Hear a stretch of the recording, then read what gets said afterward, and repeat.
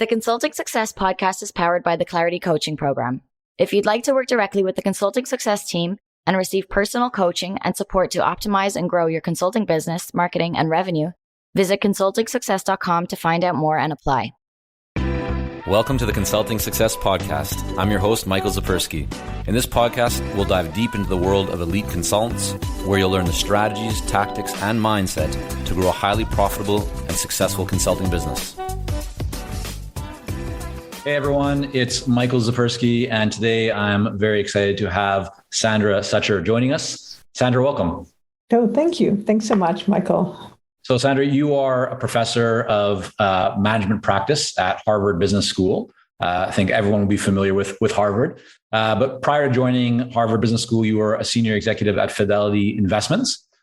You are known internationally as a researcher in the area of trust, and you co-authored a new book, which I'll pull up here, called The Power of Trust, which I really enjoyed, talking about how the companies can build it, lose it, retain it. And you also write for very well-known publications, Wall Street Journal, Bloomberg, Business Insider, and a whole bunch of others. So excited to have you on today so we can dig deep into trust and how consultants can leverage this idea of trust amongst their clients, the marketplace, and their teams. But I thought today where we can maybe start off is we hear a lot about leadership, but you write more specifically around this concept of moral leadership. What does moral leadership actually mean? Can you kind of make that distinction between the typical leadership and what moral leadership is all about?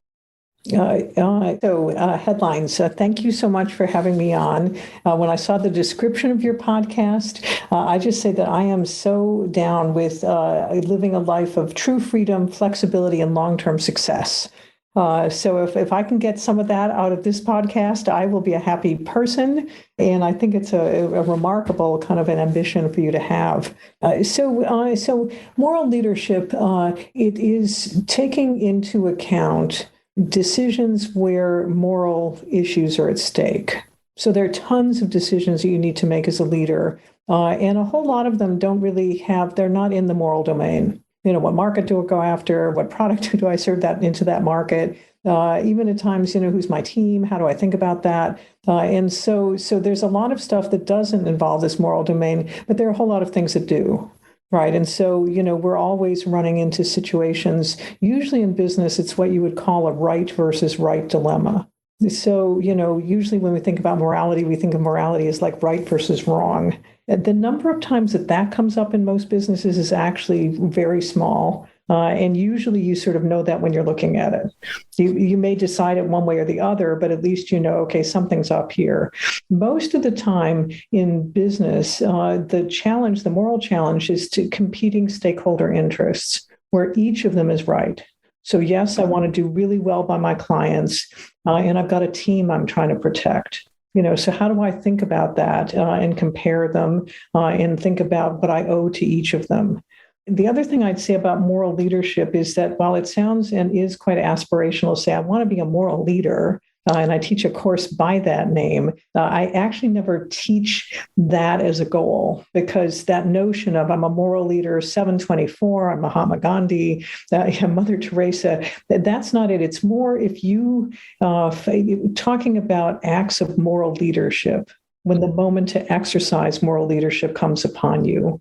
And giving you a way to think about what happens when you're in that moment so that you can be somewhat more intentional about what's going on. So I look at it as very much sort of a day in the life than sort of this is who you are forever. How critical is that? I mean, you mentioned the right versus right. So I think most people are clear when it's right versus wrong, right? That they can feel that, they can sense that inside. But when making that decision, whether it's right for the client and for the team and for the business and for your lifestyle, how would you kind of counsel someone on starting to think about that or explore that? Are there certain kind of exercises or frameworks, or how can someone just start to try and really understand how to make better decisions that are going to be win-win for everybody involved? Right. So I think you would start with a couple of forms of moral reasoning. So there are different ways to reason morally. And so the most common is consequences. So what will happen to the people who are involved in this decision if I do action X? And that's really just teaching you to sort of pay attention to the consequences of your action for other people who are impacted by it. And we make, consequential based thinking, that is business thinking. I do X, then Y happens. So that's the most familiar one. There are definitely ways of thinking about, do I have duties, moral responsibilities in this situation? So COVID is a great example, where all of a sudden all businesses that have any kind of face-to-face contact face the fact that now they're responsible for other people's health. And so that's a responsibility, moral responsibility, to see that other people don't get harmed as a result of actions that you take. And some people then can say that you look at the fact that other people have rights that you need to protect, and so there's this big debate about whether or not you can have mandates in a business. And that's asking you to basically balance this question of what duties do I have and consequences that I worry about versus other people's rights to remain free to make their own decisions. So that, I've been thinking about this for a while. This is a classic moral dilemma.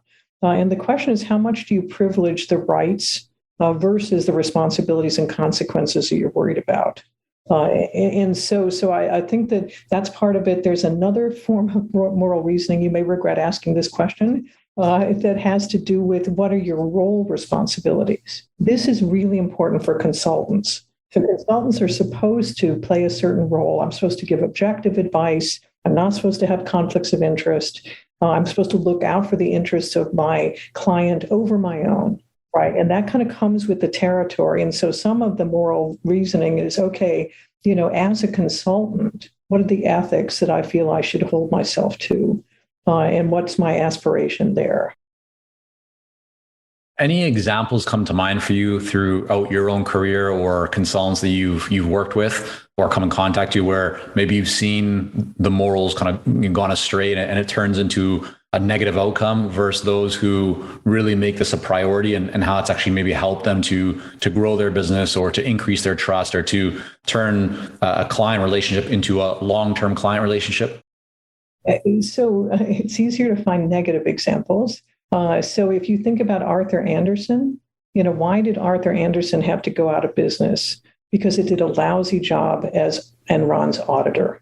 And so that's a very good example of the death-defying aspects of sort of not being good at your job. And people came and found the people at Arthur Andersen. People said, you were the person who was supposed to be giving objective advice, pointing out things that they were doing that were sketchy and questionable. Where were you on this? So that's an example of the way that it shows up. It's pretty direct, and particularly for people in advisory roles, because they do have this responsibility to protect the interests of the party who it is that they're advising. And so now your question about have I seen it play out in a positive sense in this particular domain, I'm going to have to give a pass at this point. Because I don't want to give you like a half-baked example. Right.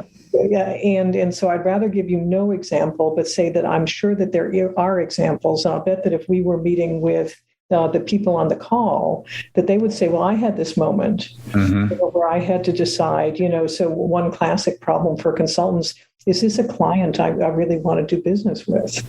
Have I seen things here that give me pause? Or is this a client that I really am going to get behind and really try to help them? And so I think that question about, is this the right person? There's also, is this the right project? Do I know enough about this to actually be valuable? Or is it just that I'm kind of taking advantage of the fact that we have a great relationship to build my business, but actually someone else might be better positioned to do this? And is there a point where you sort of say, you know what? This is a real problem. You've got it. I need to help you find who would be better at it than I would be. How do you suggest somebody go about being that open or really, I think this is probably a challenge that many consultants do wrestle with, where they maybe overstep, they stay too long at a client's place, or they charge maybe more, or they'll do something that they're not doing it to intentionally harm or hurt the client, but they're walking a fine line between like what is really necessary and what is not. How would you suggest that somebody kind of think about that, and how would you maybe try and encourage them to go one way or the other on that? So there are some classic tests that you do in the face of a moral challenge. So there's the classic newspaper test. You know, Tell me about that. so that test is if I read my actions on the front page of the Wall Street Journal, and it was an article about it, how would I feel about that? Right. Yeah. Powerful. Right. And so it's a way of getting you to step outside your own perspective and see your actions through the lens of somebody else. So that's a very, very helpful way to sort of just be second guessing. There's also the partner / mother / good friend test, you know, which lots of people use. You know, I'm thinking of doing this, or I'm really worried about that. And what do you think? And trying to let someone in your network sort of help you figure it out. But, you know, that takes a lot of time and effort on their part to be useful. But both of those are ways that you can start to, if you have a sense that that's what's going on. And I think the real question in the situation you just described is, how do you know you're there? So I think it's less hard to figure out what do you do when you are there than to have the insight. And that really has to do more with some accumulation of knowledge and experience about the things that you want to be in business for. There's, you know, this classic question about, why are you here? You know, what are you trying to make happen in this business? And I think the more thoughtful you can be about that, it'll make you somewhat more alert to the fact that inherent in consulting is this problem of staying on too long or overcommitting. I'd love for you to elaborate on that concept of why are you here? Because in your book, you talk about the Japanese company Recruit and how their managers would actually say to their employees often, like, why are you here? Could you provide a little bit of context on that to the listeners and to everybody with us right now in terms of what happened there? And then why is that such a powerful question? And I'm really asking for kind of I guess my goal with this is that everybody listening who has team members or clients could maybe make good use and benefit from asking that question. Yeah. So let me give 2 minutes of background as to why the question came up for Recruit. And Recruit is a Japanese human services company. So they, at this point, own Indeed and Glassdoor. And they're a $20 billion revenue company, 50,000 employees worldwide. You would not know that they would get there if you knew that they had a scandal in the late 1980s that was so great that the Prime Minister of Japan and his entire cabinet had to resign as a result of actions that they got involved with. And so Recruit is like, a poster child for, can lost trust be regained? Answer, yes. It can. And so it's not like game over, but they did some pretty amazing things. And I'll say a few of them, and then I'll get to answer your question. So one thing that they do, which is really important if something bad has happened, is that they apologized. And as business people, we have like an allergy when it seems like it's time for us to apologize. But in fact, if your goal is to restore trust, people expect you to be sorry for a harm that you've caused. And so that's where, the lawyers have to kind of take a back seat because they have one goal, limit your liability. And this is a separate goal, possibly related, but maybe not, which is, how do I restore trust with this client? And so apologies and you can still read the story of the scandal on Recruit's website. So that's how seriously they took what they did, and they wanted the story told, and it's there forever. They then held someone accountable. And in their case, they were, you could call it lucky, because it was just their CEO who created this scandal. He went to jail. And so people could sort of say, okay, is Recruit a bad company? Yeah, well, they had like this really bad CEO. And so there is this notion of trying to hold people accountable. The question of sort of why are you here came up in sort of the third step of the process, which is where you really have to think about, what are the root causes here? What do I need to be paying attention to? And quite often, some of these problems are an opportunity. So in Recruit's case, what happened was, at that moment, they actually had not much cash coming in. And while customers still liked them, they couldn't do the things that a Japanese company normally does, like give you lifetime employment, because they didn't know if they were going to be around too much longer. And they couldn't attract people on that basis. And so they had always had this notion that people do better work if they think their work has purpose. And in particular, if it connects to things that matter to them personally and also matter to society. And this is like from the 1980s and 70s that they were thinking about this, way before the rest of us have kind of caught up. And so the why are you here question is a way of getting people to focus on some essential notions about what is it that they're trying to accomplish. So their performance appraisals, they take a look at you, they ask you to take a look 6 months out and 3 years out. And the reason why they do that, that's why are you here writ large? And it's really saying that we have a stake, you have a stake in building your career here or building a piece of it. And so they want you to sort of think very broadly about where it is that you think you're headed. They also have a practice of giving as much responsibility as they can really junior into the organization. And they do that because their essential promise is they try to be a good place to be from. So most companies say, I want to be the great place and you stay there forever. No one stays forever except maybe the founder, right? At this point. And so the question is, how can you be a place where people go, I really learned great stuff while I was there. And it's a mark of distinction to have that company's name on my resume. And that's what Recruit eventually went after, was the kind of experience that they could give people that would allow them to be from Recruit and to have people say, oh my gosh, you must know a lot. If you worked in a place where people stopped you and asked, why are you here? They know that they got some very good training. Yeah, I mean, that's so powerful. I think about many of the conversations and work that we've been doing internally with our team members as well, and really trying to create the right culture, getting everybody aligned around the values. And while I've never necessarily asked the question directly, like, why are you here to team members? I can just attest from my own experience of having that conversation on like, what's meaningful for you? What do you want to create? How can we support you more? We've definitely seen the benefits of having that kind of conversation and using that type of language. So for anybody who's tuning in right now, who has a team, and even if it's contractors you want to work with longer term, or full-time team members, that this kind of conversation I think is incredibly powerful, and letting people know that your team members, letting them know that you care about them and that you want to help them to grow and to improve. And if that can be within your organization long-term, fantastic. But also if it sets them up, as you're saying, to do something in the future, then at least that's a positive thing that you can feel good about, rather than just trying to, kind of ignore that and just hope that things work out. Right. It also is a very good example of one of the things we found in our trust research, which is that trust is built from the inside out. So if you want to be trusted by people outside your organization, the people inside have to feel that they're trusted, because they are the ones who actually are doing the work and engaging with the clients. And so that's why this connection between how they feel, how inspired they are. And the thing that's different about why are you here is it's not, I want you to buy into my vision. It's what is your vision? Yeah. I think that's so powerful, because then you're aligning everything that you're doing with that person and the company to support what their vision is and where they want to go and how they want to be. What I'd love to do, Sandra, because we're talking a lot about there's different elements going on through the conversation. I'd love to know from your research and all the work that you've done and have been doing, to cover 3 things with you. Number 1 is, what can consultants and just people in general do to build trust?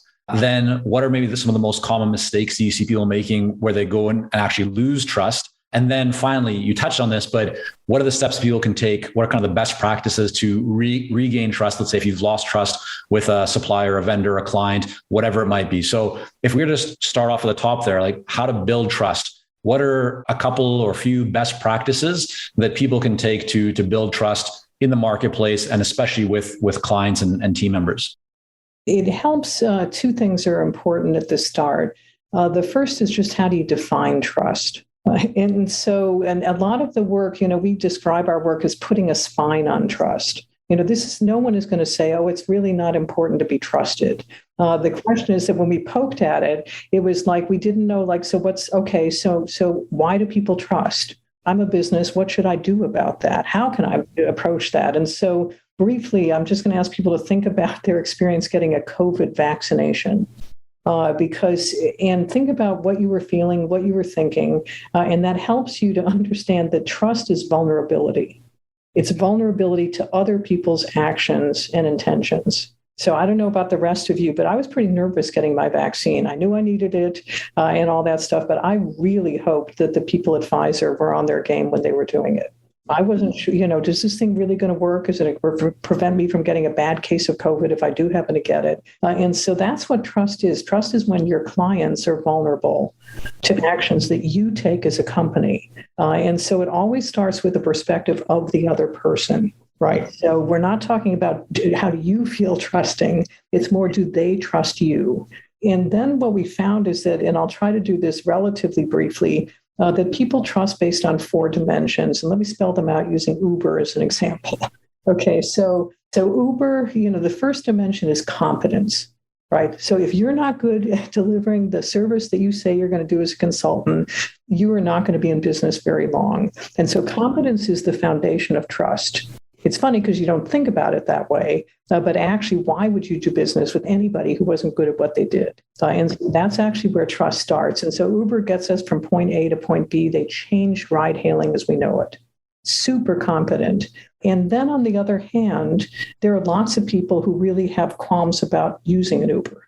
And so that kind of says, well, guess what? Competence isn't enough, right?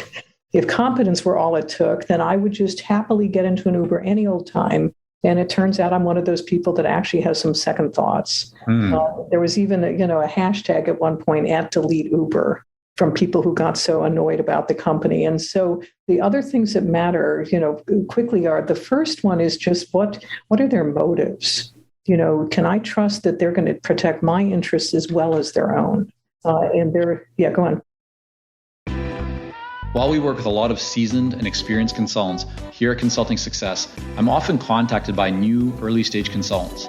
Invariably, the question I'm asked is, what are the steps I should take to become a successful consultant and grow my consulting business to my first 6 figures per year? Well, I'm excited to announce that we've opened the doors for our Momentum program. This is our most popular program for early-stage consultants, and it has helped almost 1,000 consultants to start, run, and grow successful consulting businesses. It gives you the step-by-step plan to help you with your messaging, your fees, and pricing strategies, how to win more proposals, how to go to market more effectively, developing a marketing system to generate leads consistently, and so much more. And right now, until September the 19th, you can sign up for Momentum and get 50% off the regular price by going to consultingsuccess.com/audio. That's consultingsuccess.com/audio, AUDIO. Only 100 spots are available to join Momentum and get 50% off. This deal is only available until September the 19th or until all 100 spots are gone. We won't be opening up new spots in this program for several months, so don't wait. Go to consultingsuccess.com/audio. That's consultingsuccess.com/audio, AUDIO.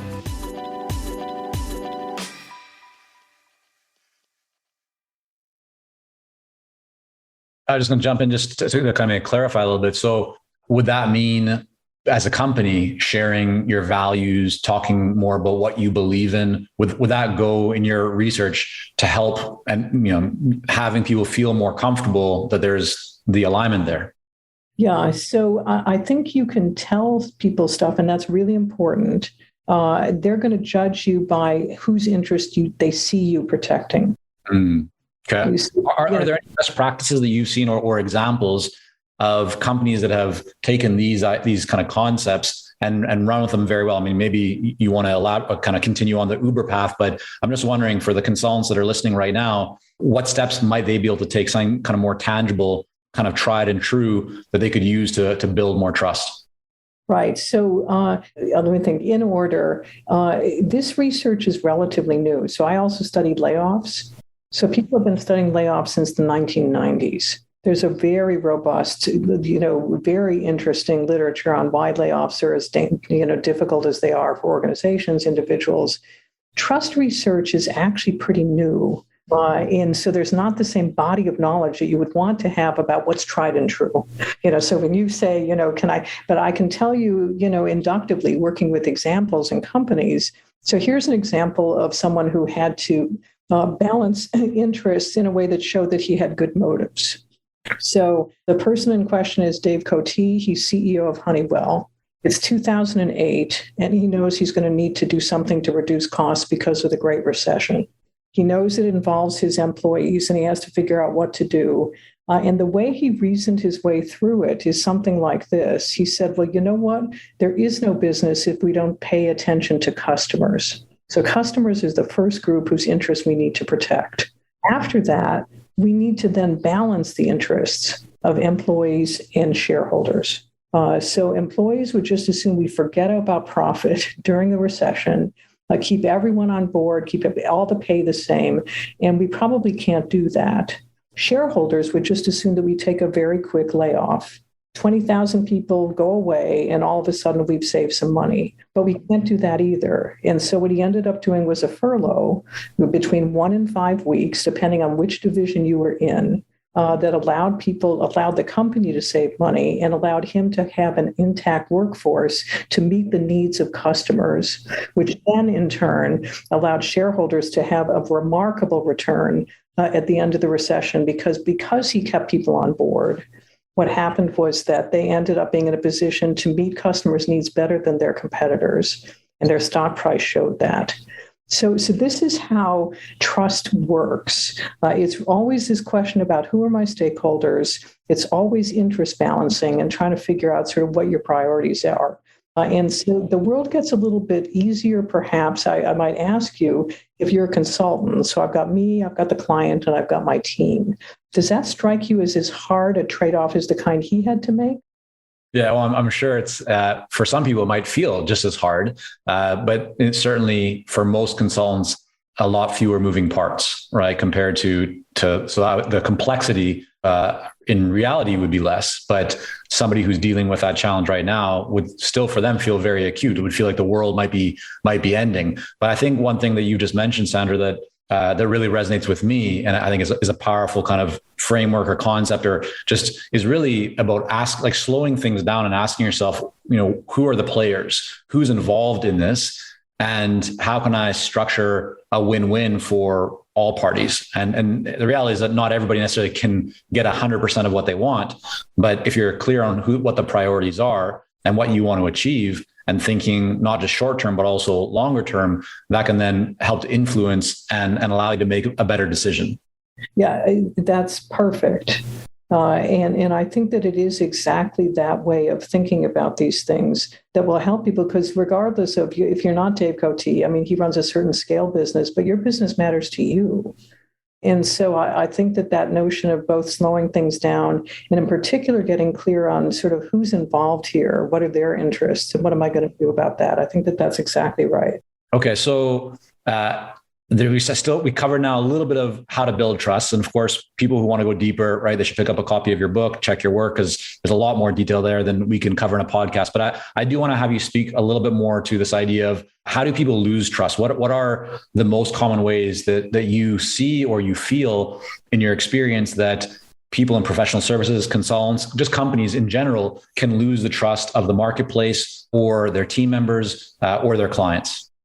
So one of the other dimensions of trust that is really important is what is the actual impact of the work that you do? And for consultants, that sometimes is hard.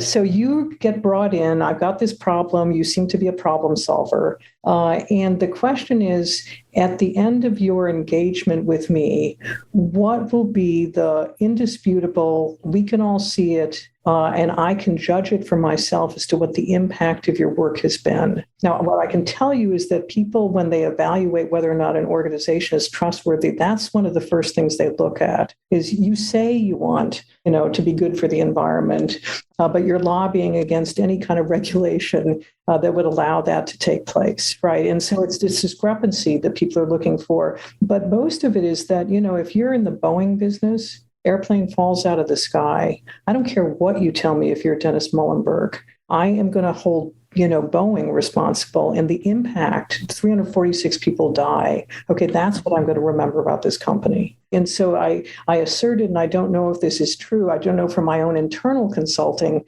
that sometimes getting a handle on what was that concrete thing that came out of the work that we did together, I think sometimes that's hard. And in particular, how can you understand what that looks like from the client's point of view? So you know what you were trying to accomplish, but the question is, at the end, what do they see? And how do they feel about what they see?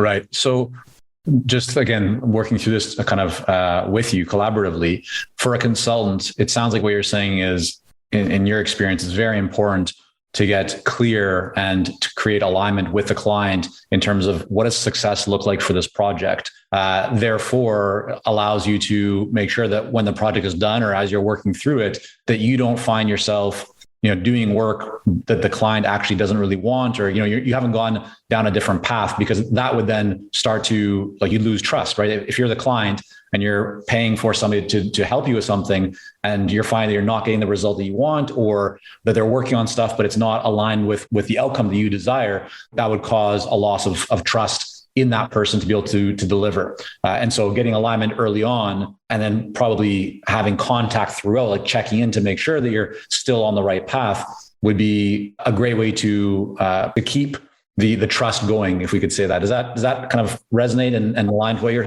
Yeah, I think that's good. I think that there's also a kind of a back end thing to pay attention to is, are there unintended consequences of the work that you've done? Okay. So can you give an example of that, or what you mean? Yeah. So let me think. So if I put in place a new compensation system, right, on the basis of which people will either make more or less pay, and it's a variable compensation system where, depending on how good your business unit is doing, you'll make more money. And if you're in a business unit where things are not so great, you don't really have access to as much incentive pay.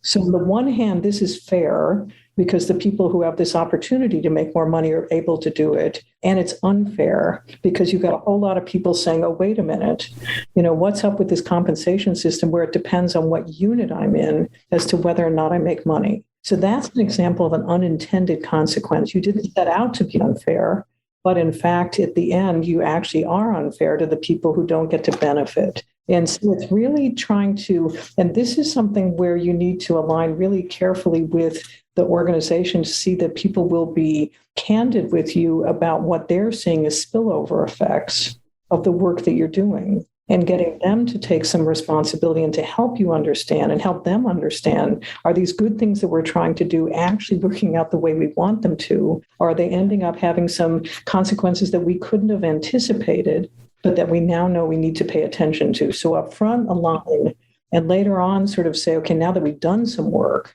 okay, what's happened with that work? And are there some second or third order effects that we need to be aware of? Because that's part of what withdraws trust. So you guys put in the system, but then people ended up just being so angry about it that I'm not sure I want to do business with you again, because even though that wasn't what we intended, this is the outcome.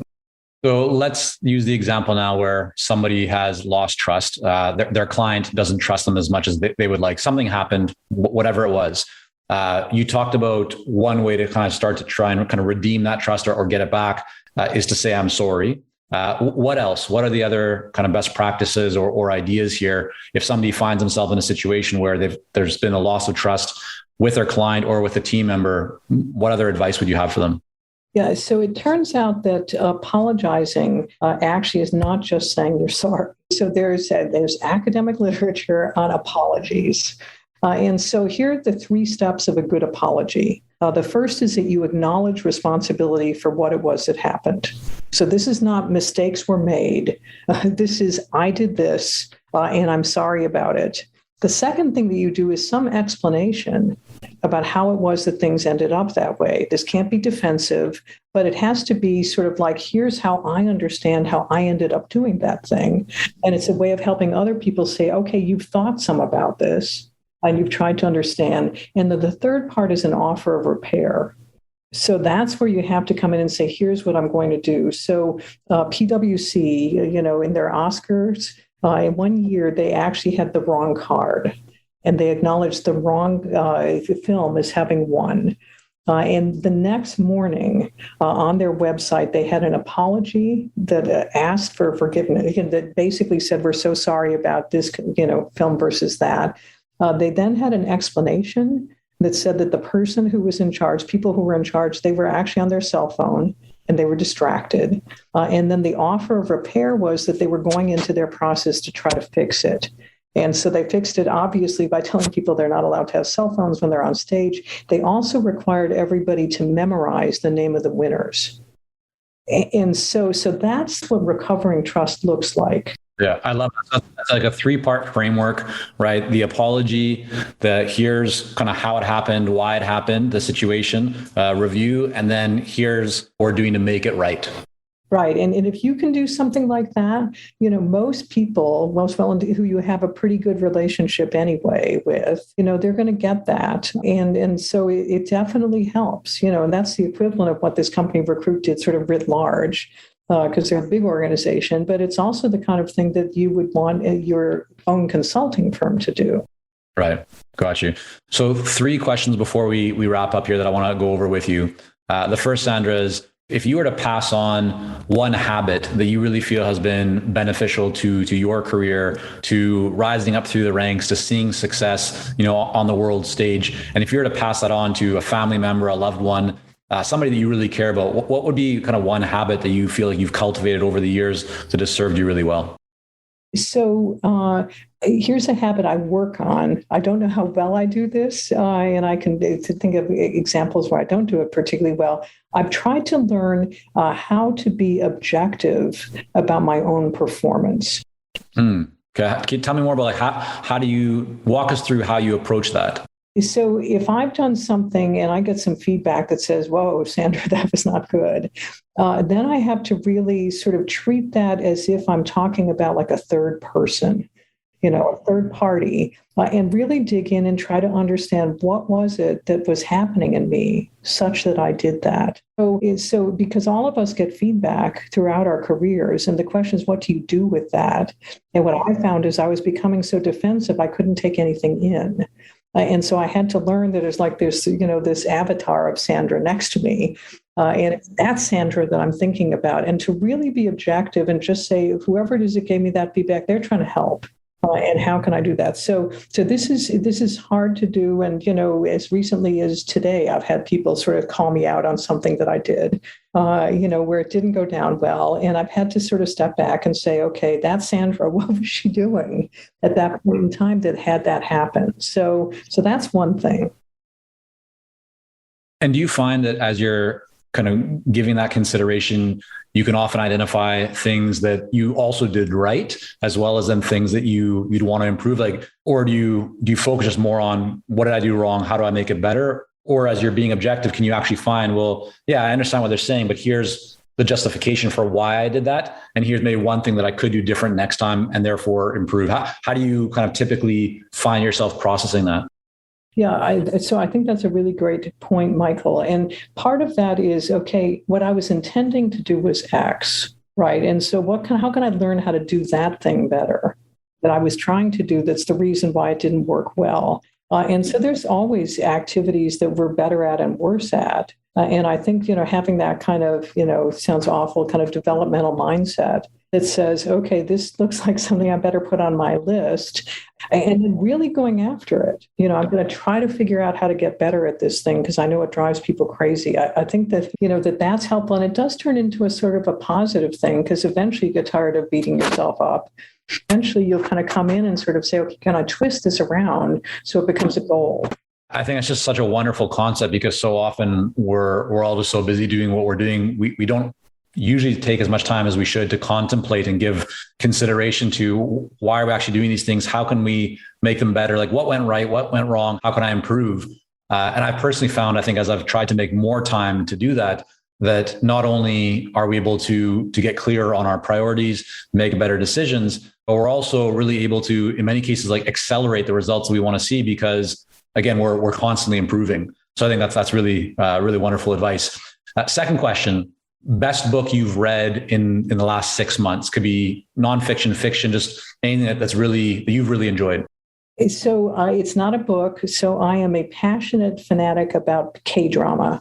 So this is Korean TV. K-drama. Okay, I had my time in Japan. I was like, I know a lot of people who love K-drama. That's Korean drama. I wasn't expecting you to say that. All right, tell me what's happening in the K-drama world. So K-dramas, for those of you who don't watch them, so this is an art form in South Korea, and what it is, it's long form TV serials and literally when I say long form, each episode is usually about an hour and 20 minutes, and they're usually like 20 episodes. So this is a commitment that you make. But what's so great about it is, unlike our films, they are very much kind of multi theme. And so a lot of them are romantic, but in that there's always like a character who's bad and evil. Right. Or even the ones that are about good versus bad. There's usually some romance. And there's always humor. And it's a fascinating exposure to a different culture where even things like what you say to people when you leave after a hard day, they say fighting.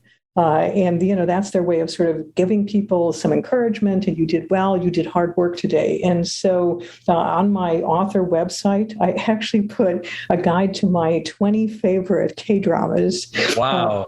Because are these, Sandra, are these historical? Like, I remember when I was in Japan, there's a lot of these kind of Japanese, more historical, going back into history, where there would also be these series. Is that what you're talking about? Or are you talking more modern day? Yeah, so there are like three genres. One is modern day, either action or romance, and then there's historical ones that have to do with Korea's imperial age, the Joseon era, and then they do an amazing amount of stuff with high school and with young people and their challenges. And so those are kind of the three basic genre. And within modern, times, there's action and romance. And so there are definitely different types, but most of them at this point are actually not historical. Most of them are actually take place in current times. Well, I'm certainly no K-drama expert. I'm sure I've watched some over the years, just being in Japan and expose myself to just different television film. But I do love international film and programs. I find very often these days the quality coming from overseas is so much better than what's coming from North America. Where are you accessing this content? How someone who wants to maybe, see these kinds of things, where would you suggest that they go to view it? So Netflix has a surprisingly large bank of these things. And so if you're starting and if you like action, the one you might want to start with is called Vincenzo. And this is about a guy who is Korean who ends up getting raised in Italy. He is a consigliere to the mafia, and he returns to Korea to repatriate some gold. And it's all about like the moral code of being a mafia member, some really evil people in Korea who are in business who he goes up against. And so it's wonderful. It's very compelling. But Netflix has lots of these. If you actually get really totally committed, then Viki, Viki, is the Asian streaming service of Rakuten. And so that's the other place where you can then see lots and lots of them. But for most people that have access to Netflix, just honestly, go in and say K-drama or some version of that, and then you'll see yourself finding them. There we go. I was not expecting that, but I love that. Third and final question, where can people go to learn more about you, the book, and what you're working on? So they can go to sandrasucher.com. So that's my author website. They can also go to thepoweroftrustbook.com. That's our book website. Or they can just look me up, honestly, at Harvard Business School. And go into my faculty profile and you'll see all the links that I just said. And so I'd love to hear from people, actually, because I care about how these things work out in real businesses with people who want to try to do something. And so we put on our book website a sort of a write to us form for people to tell us about trust challenges that they're working on and what they found out. And that's how we might be able to, for example, learn more about the world of consultants and how trust plays out. Wonderful. We'll have that all linked up in the show notes. Sandra, again, thanks so much for coming on. Okay, great. Thank you. Great interview. Really appreciate it. Thank you for joining us on this episode of the Consulting Success Podcast. For more episodes and to subscribe, rate, and leave a review, head on over to iTunes. And if you'd like to develop consistent lead flow and a highly profitable consulting business, learn more about our coaching programs at consultingsuccess.com.